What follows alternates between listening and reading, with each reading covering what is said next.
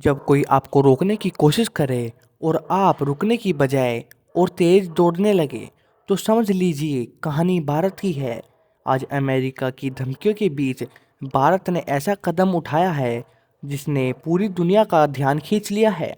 America लगातार tariff की धमकी दे रहा है, लेकिन इसके बावजूद भारत के एक्सपोर्ट 2025 से 26 में रिकॉर्ड पर पहुंचने वाला है। अप्रैल से नवंबर तक भारत ने एक्सपोर्ट में 6% की बढ़ती दर्ज हुई है। मतलब दबाव जितना बढ़ा, भारत उतने ही ऊपर उठा। अब जरा आंकड़ों को आसान भाषा में समझिए।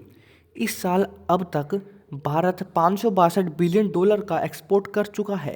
अगर यही रफ्तार रही तो मार्च तक यह आंकड़ा 840 बिलियन डॉलर को पार कर सकता है।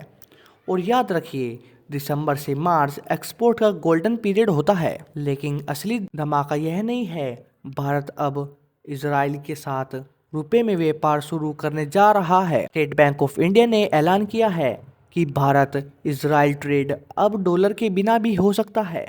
मतलब ना डॉलर, ना एक्सचेंज झंझट, सीधा रुपए में लेन देन। यह खबर इसलिए बड़ी है क्योंकि इजराइल अमेरिका सबसे बड़ा करीबी दोस्त माना जाता है।